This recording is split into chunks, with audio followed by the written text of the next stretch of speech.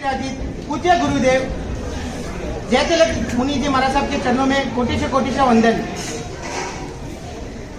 पधारे हुए सभी माता पिता भाई बहन को मेरा सादर जय जिनेंद्र।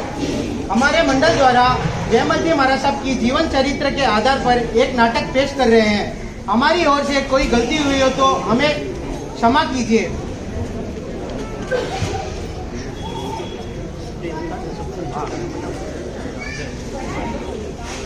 ठाकुर मानसिंह जी का शासन था। कामदर थे समदड़िया मोहनदास जी मेहता। उनकी पत्नी का नाम था महिमा देवी।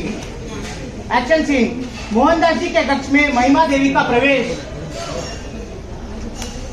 महिमा देवी, क्या बात है, तुम आज बड़ी खिली खिली लग रही हो। ना, मैंने सपनों का राजा देखा था।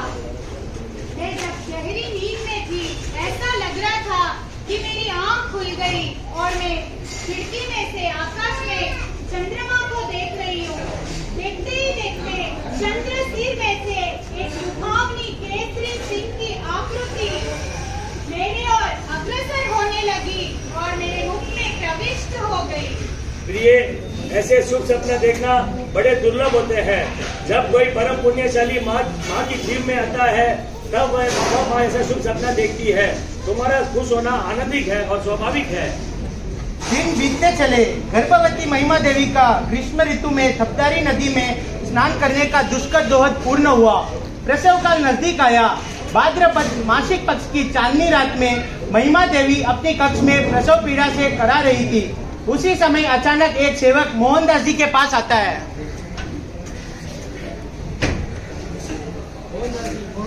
क्या बात है? नगर के गुजरवाड़े के निवासी आए हैं। रक्षा की गुहार लगा रहे हैं। मोहनदास जी के रहते हैं, कितनी हिम्मत। डाकुओं ने उनका शेष घेर लिया है और उनका इरादा बलपूर्वक गायों को ले जाने का है। मोहनदास के रहते हैं, कितनी हिम्मत। उनको तो मैं मजा चखा के रहूंगा। मोहनदास जी अपने तलवार लेकर बाहर निकले और महिमा देवी के कक्ष के बाहर आकर मोहनदास जी का कदम थम गया।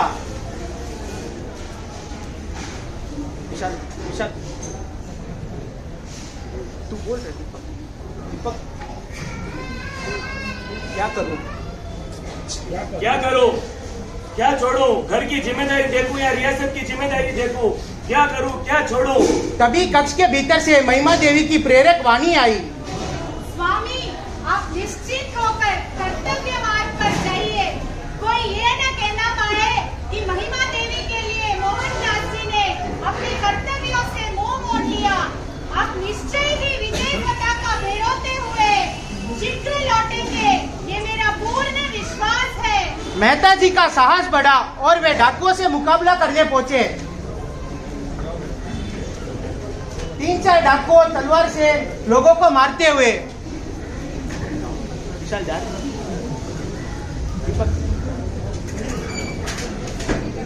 मेहता जी का प्रवेश। मेहता जी यहाँ कहाँ आ गए? मेहता जी तो अपने घर की समस्या में उलझे रहेंगे। ये समस्या हमने यहाँ पे हमला बोला था।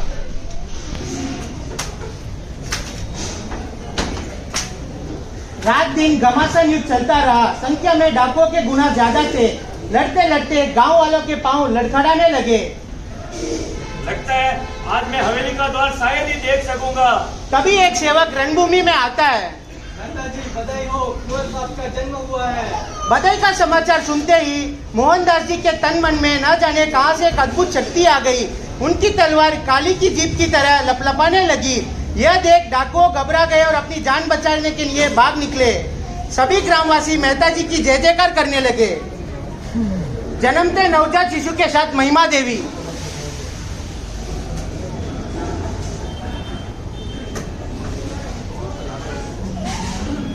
यह तो इस बालक की पुण्यशाली है।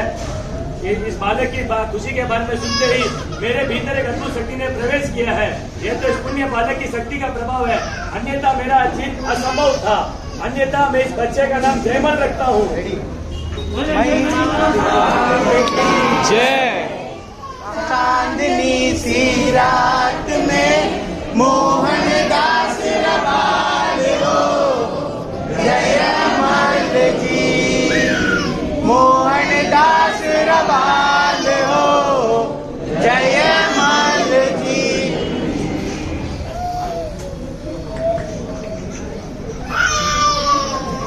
जयमल और गुरुसा का प्रवेश।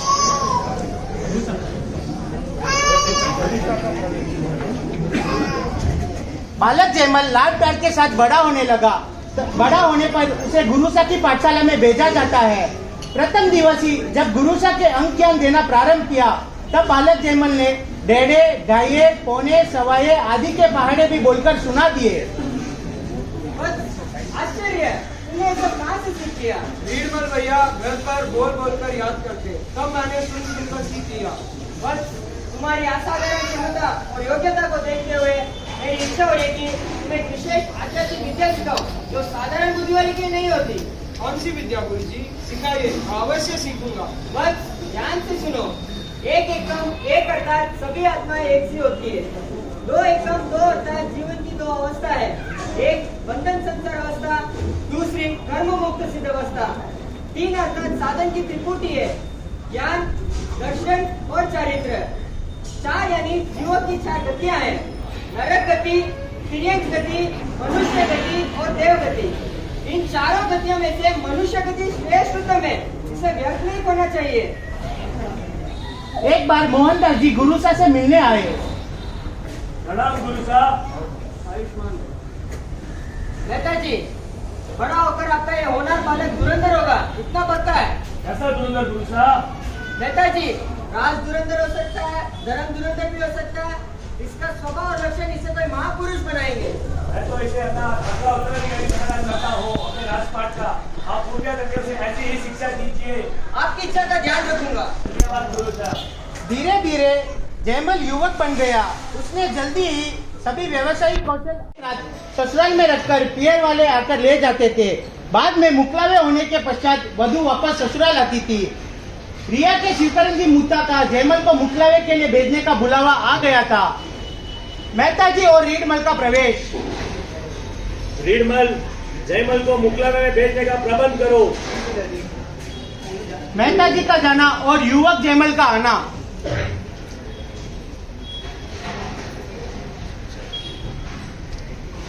जयमल, मुकलावे के लिए तुम्हें रिया जाना है। वहाँ ससुराल वाले तुम्हें 10-15 दिन रोक भी सकते हैं। इस बीच दुकान में किसी वस्तु की आवश्यकता है तो उसकी स्थिति बता देना और देरता से लेना। तुम्हें भी कोई वस्तु जरूरत है तो खरीद लेना। जैसी आपकी आज्ञा भैया। जयमल का मित्रों के साथ प्रवेश। दूसरे दिन प्रातःकाल होते ही जयमल अपने मित्रों के साथ गाड़ी में बैठकर मेरठ के लिए रवाना हुए। ठंडी हवाओं के चलते जयमल को हल्की सी नींद आ गई। मित्रों, आज प्रातः ब्रह्म मुहूर्त में मैंने एक शुभ स्वप्न देखा कि एक श्वेत दिव्यात्मा मेरी ओर निहार रही है और मैं भी उनकी ओर खींचा चला जा रहा हूँ। मित्र, ये तो बड़ा ही शुभ स्वप्न है। लगता है सफेद चीजों में जैसे चांदी, चावल, कपास इत्यादि में तेजी आने वाली है। चलो बाजार चलते हैं। जयमल और मित्रगण बाजार बंद देखकर हाथ में सामयिक उपकरण लेकर जाते हुए एक श्रावक से प्रश्न पूछते हैं। भाई साहब, ये बाजार आज बंद क्यों है? आज चौमासी है। सब जन आचार्य गुजरमल जी महाराज साहब के प्रवचन अंतिम प्रवचन सुनने के लिए बाजार गया है। बाजार व्याख्यान खत्म होने के बाद बाजार खुलेगा भाई। जयमल अपने मित्रों के साथ बुद्ध जी महाराज के प्रवचन में जाते हुए आचार्य श्री ने शिव का महत्व बताने वाली अद्भुत ऐतिहासिक घटना सुनाई। शेष सुदर्शन के प्रसंग में आचार्य श्री बुद्ध जी महाराज साहब ने कहा, ब्रह्मचर्य सब व्रतों का सिरमौर है। इस एक व्रत की शुभ आराधना करने से ही सब षड्गुणों की आराधना हो जाती है। शील महिमा के उस भावपूर्ण प्रसंग को सुनकर युवक जयमल का हृदय जाग उठा। तभी जयमल ने धीर गंभीर उदास स्वर में घोषणा की, आपने फरमाया ब्रह्मचर्य व्रत महान व्रत होता है। मैं प्रतिज्ञा करता हूँ जीवन भर अखंड ब्रह्मचर्य व्रत का पालन करूंगा।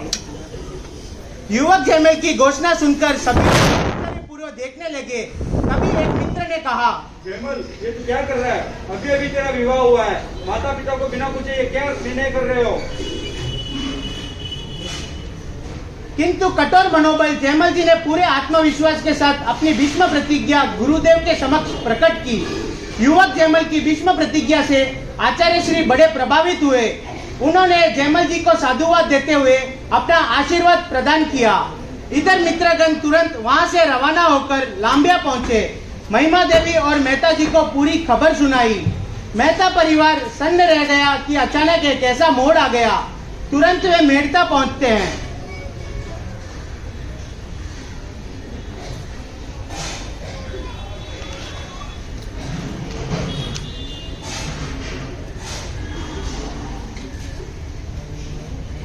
घर तोड़ने पर उलझे हुए हो। उठे यहाँ, थारा सत्यानाश चाहिए। भाई शांत हो जा, शांत हो जा। उसने हाथों को नाश की बात बताई है, लेकिन आपका आशीर्वाद इतना कंजूसी है, पूछो मत। आपने हाथों कर्म को नाश करने की बात की है। कर्म तो 8 होते हैं, हाथों के 8 नाश हो, ऐसा आशीर्वाद मुझे दो। बेटा जयमल, अभी तो तुम्हारी गृहस्थ धर्म निभाने की समय है, क्यों हमें इतनी दुखी कर रहे हो? आप तो आदर्श माता पिता की तरह हैं। मुझे प्रसन्नता पूर्वक आज्ञा दे, फिर मैं छोटा परिवार छोड़कर बड़े परिवार में जा रहा हूँ और जगत भर का कल्याणकारी बनने जा रहा हूँ। बेटे जयमल, अभी तुमने संसार का सुख देखा ही कहाँ है। ये सब तो बाद में भी हो जाएगा। चलो घर चलो। यहाँ तेरा क्या काम?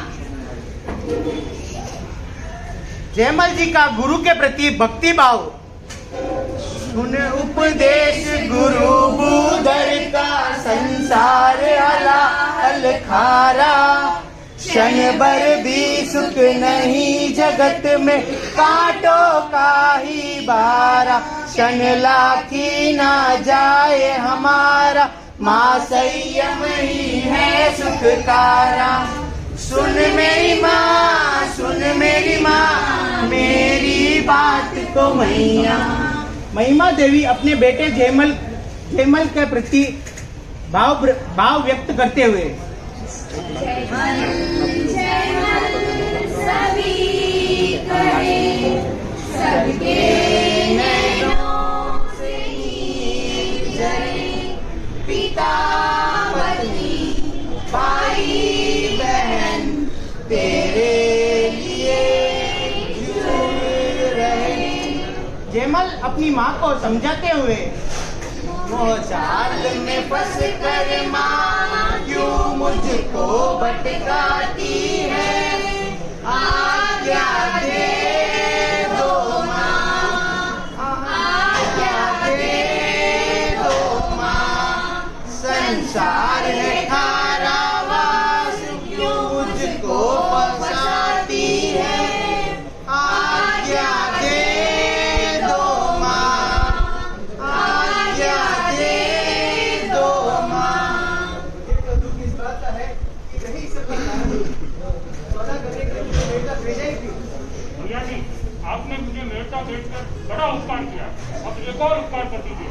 दीक्षा की आज्ञा के लिए कृपा कीजिए।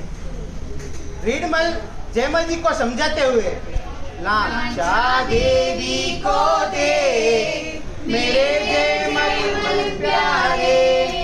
लगती के वांगनासी, नैना है खजरारे। कैसे जिए तेरे बिन, काटे नहीं कटते दिन।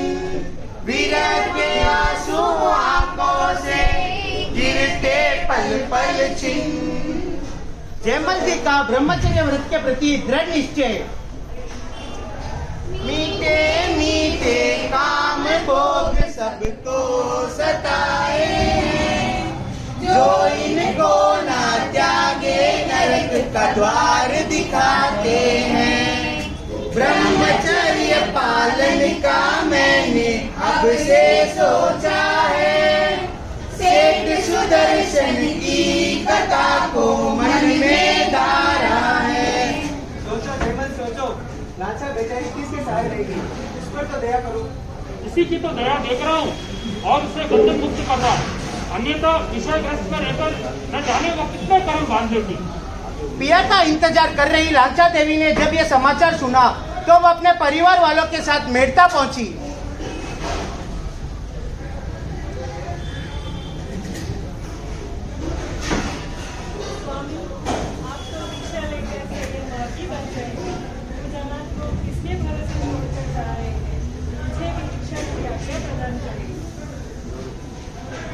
सच्ची धर्मपत्नी भाई ने जो जो पति के मार्ग का अनुसरण करे, उनका साथ दे। यह बात सुनकर लांचा को तुरंत रिया रवाना कर दिया गया। माता द्वारा जयमल जी को मनाने का प्रयास।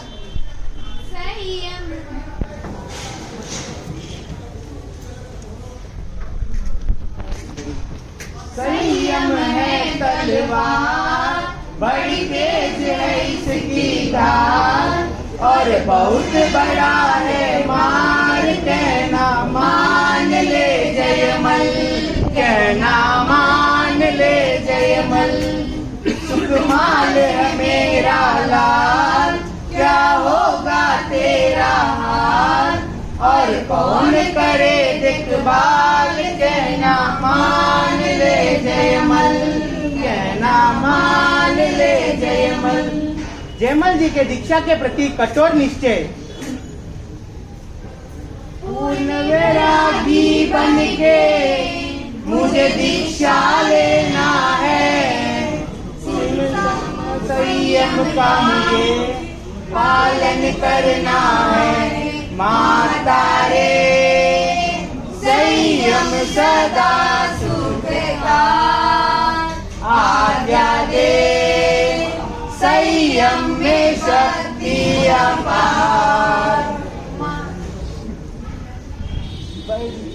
बड़ी मुश्किल है काम जटिल है, 22 परिचय सहना है, केश लोच भी करना होगा, और पैदल चलना के संयम के द्वार, नहीं मिटेगा मेरा लाल। तब संयम में आनंद जिसे आएगा, परीक्षाओं से नहीं वो घबराएगा, संयम ही तो माँ सुख दिलाएगा, परीक्षाओं से नहीं वो घबराएगा। आसानी से आज्ञा न मिलते देख जयमल जी ने दृढ़ निश्चय कर लिया। जब तक मुझे दीक्षा की आज्ञा नहीं मिलती, तब तक मेरे चारों आहार का त्याग रहेगा। यह सुनकर महिमा देवी जयमल जी को दीक्षा की आज्ञा देते हुए, बड़ा सब वैराग्य तुम्हारा, संसार करा कर खारा, संयम ही सुख तो देगा, वैरागी जयमल पारा, जयमल जा आज्ञा मैं देती हूँ, आगे बढ़ना आशीर्वाद देती हूँ, जयमल जा आज्ञा मैं देती हूँ, आगे बढ़ना आशीर्वाद देती हूँ। जयमल जी के पति मित्र दीक्षा लेंगे जागी, अब सबकी पुण्याई। जयमल जी का संयम पद की ओर अग्रसर। लो चला मैं गुरु भूधर के चरणों में, लो चला मैं संयम धारेंगे, मोक्ष पाएंगे उनके ही शरणों में, लो चला मैं। जयमल का उत्कृष्ट किरमची वैराग्य देख सभी आज्ञा देने हेतु भूधर जी के पास पहुँचे। प्रभु हमारी स्वीकृति है, इसे दीक्षा प्रदान कीजिए और आपके पावन चरणों में इसे दे दीजिए। अभी संध्या हो गई है, आज दीक्षा नहीं हो सकती है। प्रातः होते ही जयमल गुरुदेव के पास पहुंचे।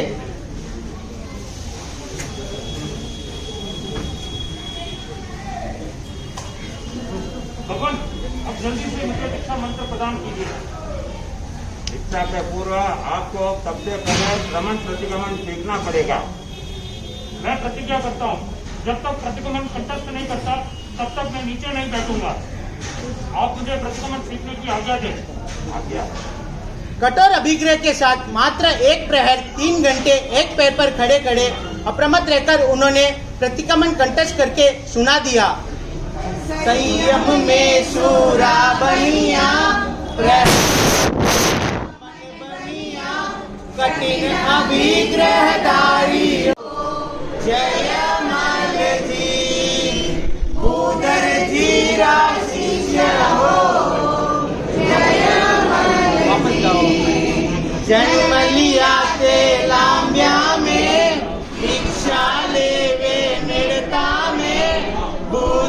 जीरा शिष्य हो जयमल जी,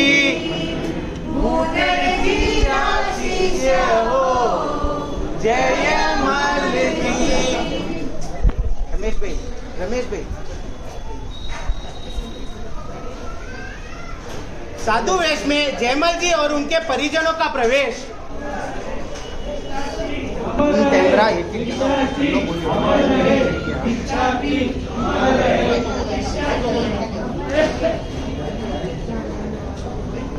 दीक्षा लेने वालों को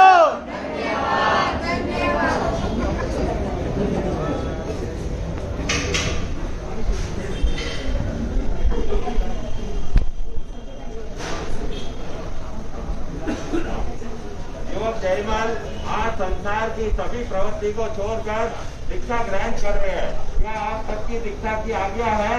आप उद्यवर इसे दीक्षा प्रदान करें। उधर जी महाराज साहब जयमल को दीक्षा मंत्र प्रदान करते हुए